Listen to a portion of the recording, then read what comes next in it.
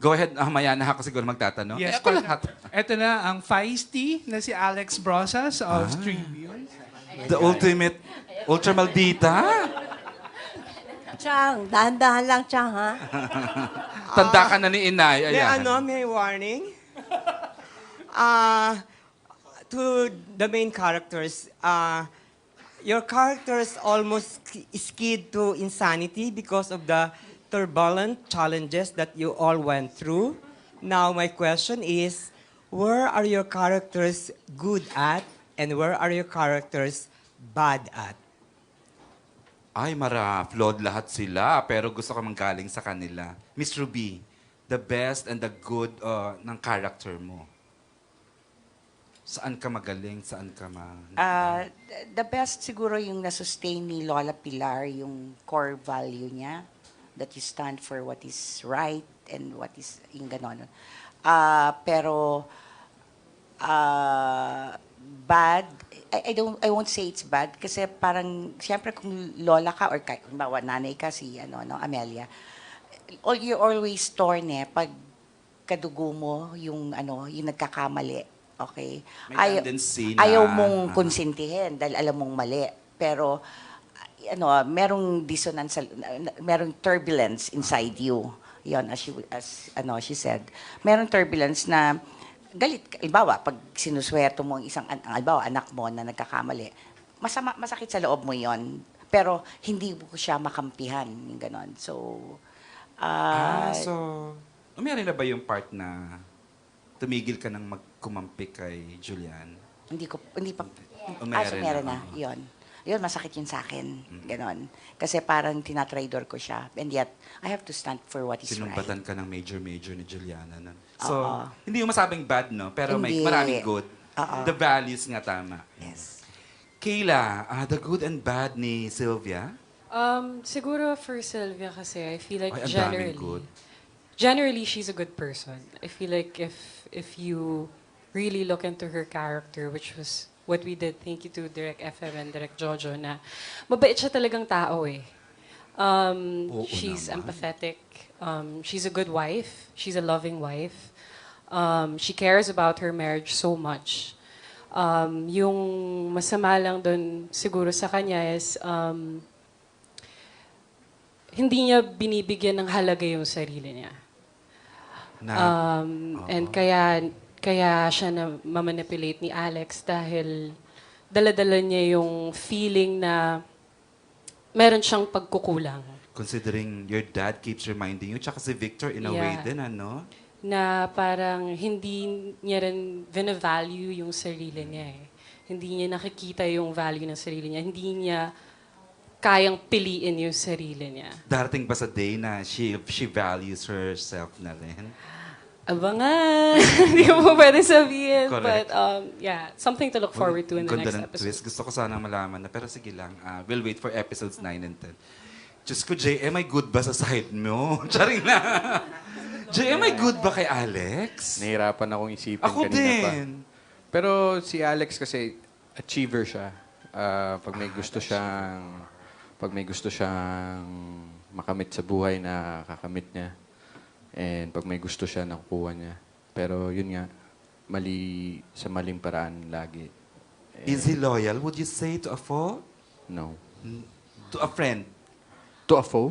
Fault na, To a fault. umabot na point na sa, yung loyal ba siya kaibigan na minsan maling-mali na Hindi na siya kaibigan? Hindi rin. Hindi. Ay, may twist pala yun. Charot, takot na naman ako mag-overshare. Nay, alam namin, the good and the bad ng tanong ni Miss Brosas, si Amelia, the good side and the bad side ng character mo. Alam mo kasi ang hirap din dahil nanay ako, di ba? Tayo pa naman mga nanay, tama o mali, kakampihan natin yung anak natin. Pero kahit na gano'n yung nangyayari, yung utak niya, yung puso niya, doon siya sa tama. Doon siya sa tama. Kaya lang, hindi niya matiis yung anak. Grabe yung lumuhod ka. Sa 9 and 10 ba yun na yung mapapanood, ano? Wow. Tama, 9 and 10 yung direct, FMR. We look forward to that. Yun yata ang major character, mo, no? Oo, kaya yung totality, mahirap talaga maging nanay. True. Kim, may good ba? Oo naman. Pero gusto ko galing sa'yo. May good naman. Isa naman si Juliana naman ay mabuting ina. Gagawin niya talaga lahat para sa anak niya. Magsasakripisyo siya para sa anak niya. Ang hindi lang maganda sa kanya is, hindi lang siya magaling gumawa ng desisyon at diskarte sa buhay. Yun lang talaga yung mali sa kanya. Pero yung desisyon at diskarte, ang undertone naman dun is pagmamahal. So parang nagawa niya siguro yun dahil may mga bagay na hindi siya makontento. So, yun. Hindi siya marunong magdesisyon at hindi siya marunong makontento sa kung anong meron siya. Pero mabuti siyang nanay. Kasi inaway ako ni Victor kaya nahulog sa bintana yung isa kong anak. Nagalit na galit si Vice kasi. Oo. Babaya. Bintana Yung episode. bintana nahulog. Correct. Ayun. Yun. Bad. Nasabi mo na. Nasabi ka kapag kwentuhan ka kasi. Kasi ang dami pa eh. Baka gusto mo ako magkwento ng bad mo. Tsaka, kinuntian mo eh. Yun na lang, yun na yun. Yung hindi siya marunong gumawa ng desisyon. Tsaka, Tsaka sinungaling siya. Chika, ang hindi siya marunong galing. makontento. Tsaka, sinungaling siya. Tsaka ang hilig niya magpaikot. Favorite song niya kasi yung kanta ni Sarah G. Ano yun? Ikot-ikot lang. Charot lang. Ang galing, Kim, galing. Sobrang hook na hook kami sa'yo. Yun, opo. Kay Juliana. Pao, ang dami ring good. May bad din. Sige, go ahead, Pao. Siguro pili lang ako ng mga major. Siguro yung good is yung love niya talaga for his family. Dahil hindi niya nakukuha yung pagmamahal na yun sa kinalakihan niyang pamilya. Siyempre, gusto mong ibigay yun sa magiging pamilya mo. Pero at the same time, yun nga, doon na napupunta yung mga bad na parang minsan hindi mo rin nare-realize na may ibang pangangailangan or like sabi nga nila sa isang relationship, di ba? Parang communication is key. Parang yun lagi yung kulang ni Victor nung panahong kailangan siya ni Juliana. Nailatag naman niya yung galit niya, no? Nung unang episode, kung bakit siya ganun ang gagaling. Yun lang, Pao. Pero, Pao, yan na naman ako, naman ako. Alex, nasagot na, Miss Brosa. Yeah, I have a follow-up Go ahead, question. Mare.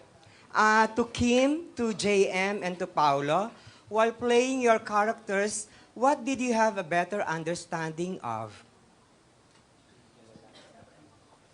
Thank you for that wonderful question. Do Next I have 2 question, minutes please. for that? Charot lang. For that love triangle. Yeah, for the three of them. Okay. Realization po, habang ginagawa po lahat yun. In Tagalog. Ano nga ulit? Sorry, nawala rin ako. While playing your characters, what did you have a better understanding of? Better understanding siguro sa role ay sa character ni Juliana. Siguro, matuto kang maghintay. Matuto ka dapat habaan mo yung pasensya mo hanggat maaari. Yung wag padalos-dalos sa desisyon. Tsaka, sabi nga, patience is the key, communication is the key. Ganun naman yun sa isang relasyon eh. Kailangan pag-usapan, kailangan ng pasensya. Yun ang hindi niya nagawa. At pinagsisihan niya sa huli. Pero Mare, nakita ko na yung backstory ng love story nila ni Alex. Sinave ka niya sa, di ba, yung abuse, sexual abuse ng Yes, former opo. boss mo, no? Galing. Opo. He Pag empty ka he came naman, to your rescue din kasi. Ang ganda nun. Buti nalagay yung backstory na yon. Kasi kung wala yun, talagang completely ang bad niyo, ha? Hindi ko kakapitan yung bakit kayo nag-together. Okay. JM, understanding of. Sa akin siguro yung dapat i-keep nating sagrado yung loyalty. Yung Sa sa marriage, sa relasyon, sa pag-iibigan. And yun nga, sabi nga ni Pao, yung trust, yung honesty, kasama na yun sa pagmamahal. And of course, Pao. Sa akin siguro parang hand in hand siya dun sa sinabi ko kanina na communication is key kasi parang I feel like with proper with proper communication comes honesty. At pag honest kayo sa isa't isa sa mga nangyayari sa relasyon nyo, sa buhay nyo, sa nararamdaman nyo, malalaman nyo kung kaya nyong ayusin or hindi. Mas madaling matanggap. Thank you for being smart. At least hindi niyo ako nilinlang. Salamat po. May Thank pasok you. lang. Charot. I wanna hear from the diva that you love. Is with us today. Yes, actually Al- nagpa-bleach pa siya ng buhok. Wow, for Alvin this. Ignacio of the Hello. Tribune. This is first for Kim. As your character, Juliana, sino ang mas masarap talagang magmahal? Si Alex o si Victor? Diyos ko. Kanino ka mas nasasarapan magmahal bilang si Juliana? Kay Alex o kay Victor at bakit po? Uy, ang gandang tanong. Kasi laging... Sino ang mas masarap magmahal? Oo. Yes. Siguro si Alex po. Kasi siyempre, di ba, asawa niya na si Victor. Tapos, nandyan na sa harap niya, magkasama pa sila sa isang bahay. Kikitain niya pa rin si Alex. So, siguro, bet niya talaga si Alex. Hindi, pero siguro iba yung nabibigay ni Alex kay Juliana. Na, security, pagmamahal. Kasi hindi ka naman mag-go the other way kung kontento ka sa isa. At saka ang sarap naman yung sasakay ka sa kotse, maya-maya may katabi ka ng cute-cute na, di ba si Alex? Bigla na sumusulpot. Go ahead, Alvin. For JM de Guzman, as Alex, ano ba yung taglay na pambihira ni Juliana at hindi mo siya talaga kayang bitawan at all? Tapos may Sylvia pa, di ba? Bukod po sa maganda siya, yung kalooban, and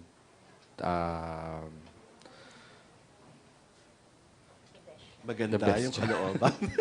marami pong Maraming taglay na pambihira. marami pong taglay na, yun nga po, sabi ko nga po, hindi po ako nahirapan na i-portray yung pagiging masama kasi ano po yung hindi mo makikita kay Juliana na hindi mo ipaglalaban. Pero ang loyal ni Sylvia eh. Parang, how can you miss that? How can you not appreciate that? Talagang gigil na gigil Opo, ako. yun din kaya naging mahirap din sa akin kasi ano nga ba naman ang hindi mo May utang na loob ka pa because of the dad, di ba? na kay Sylvia na rin lahat. Pero Diba? meron din siya kasing issue si Alex na yung inggit niya sa kapatid niya na laging kung ano yung meron yung kapatid niya gusto niya meron din siya. Gusto niya makuha kasi mas magaling siya si Victor kay Alex. Correct. At saka may pasasagot ng episodes 9 and 10 yung kung bakit may hinahanap kang hindi maibigay ni di ba? Opo. For Paolo, Go ahead. as Victor, anong natutunan mo sa love as Victor? Oh. Ang hirap ng tanong. But it's really, ako as Victor, maybe it's really built on sacrifices. Dahil itong mga sakripisyo na ginagawa mo at binibigay mo and the other way around, ito talaga yung bumubuo nung pamilya niya at nung relasyon niya. At nagkataon lang na itong mga ibang sinakripisyo niya ay hindi naging kaayon-ayon kay Juliana dahil kinailangan niya ako ng mga panahon na yun. But it's really the small sacrifices that you give up, that you sakripisyo para sa sarili mo at para may mapabuti sa relasyon or sa pamilya mo. Again, as Victor, sa puso mo ba, meron ka pang chance na mapatawad ng asawa mo at kapatid mo? Actually, I have the same kanina pa naiisip. As Paolo, As Paolo. as me, of course, I can always forgive. Ayoko lang sila makita, pero di ba, kanya-kanya na tayong buhay, wag na tayong magpakialaman. Pero as Victor, As Victor, can you forgive Juliana and Alex for what they did? I think Tawarin mo there na would kami. always be a thorn in his heart na parang natusok na eh. Pero ito na, siguro masasagot rin yan ng mga next coming episodes True. kung ano bang mangyayari. At sana hindi ma-disappoint yung mga manonood. Kasi willing ka na eh, till you discovered something na naman, nung episodes 9 and 10, Alvin. Yes, okay. Thank you. Thank you, Alvin, I Thank was you, right thank you. about you. Ang galing-galing mo magtanong. Di ba? Ang talino. Not saying na hindi matalino yung ibang tanong. Charot. More questions from our mga kapamilya admins. Yes, Go ahead. mga vloggers natin. Pero before sila, eto, kanina pa torn between Alex and Victor. Ang willing maghintay na si Don Sermino. Of course, of Don Abante. watches. Napapanood. Kanina ako maghihintay. Hindi, Kim. Kay Kim muna. Kasi, Kim, anong feeling na most hated ka ngayon? Grateful. Charot lang. Anong pakiramdam pag nababasa mo yung mga comments na yun? Tapos talagang, ganun yung reaction nila. Yun nga, na-coin talaga yung term na yun. Sa'yo, parang after a long time sa career mo, ngayon ka lang sinasabihan na most hated, di ba? Actually, si Darla wanted her behind bars na, yung tsaka follow-up si question, JM De not Guzman. only by netizens or ng fans or viewers, kundi yung mga mga artista din. Ito yung masabi kong hate that I love. Okay. Yung hate messages that I love. Kasi syempre, sa career ko, sa social media platform, hindi naman malabo na nababash ka eh. Lalo na nung 2020, yung... Yes. Uy, sandali lang, umalis na ako ng Pilipinas. May ganon? Yun, ayoko talaga yun. Ngayon, pwede na ako lumabas. So, ngayon, ito na yung pinaka-gusto ko. Ba't katawang to? Talaga. Ganon. Sandali. And then, ngayon, happy. Happy. Hindi, pero masaya talaga ako dito sa kind of hate na natatanggap ko. Nagpapasalamat ako sa mga director ko dahil pinapaulit nila sa akin kapag kumikimchu levels. Yung uy, kimchu yan, ulitin natin. So, ang tiyaga-tiyaga nila sa akin para maging si Juliana ako. Kaya, malaki din yung pasasalamat ko sa writers, sa creatives, sa director namin, sa lahat ng bumubuo actually ng Linlang. Kasi ito yung hate na nagustuhan ko. Keep them coming. I love it. Pero So, ikaw, yun. Kim as yung tao, anong assessment mo sa character, sa role mo? Like, halimbawa, ang ordinaryong tao kasi nagagalingan sa'yo, ikaw ba, pag pinapanood mo ang sarili mo, hindi naman dahil bubuhatin yung bangko. Yung totoo lang na nafe-feel mo every time na napapanood mo yung sarili mo. Pag pinapanood ko siya, gugulat ako. Na for the longest time, hindi ko naiisip na gagawin ko to. Ngayon pala, may tamang timing pala sa lahat ng bagay.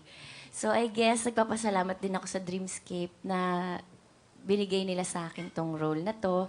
And then nag-explore at tumaya sila sa akin as Juliana. Pero kumukulo yung dugo mo sa sarili mo, I mean sa character. Ako, naiinis din ako sa kanya. Actually, habang ginagawa ko siya, kaya nga kalaban ko lagi yung sarili ko. Okay. Kasi pag umaarte, parang ito naman, mali na nga, anuhin mo pa, ganyan, nakakasakit ka na, pero itutuloy mo pa rin.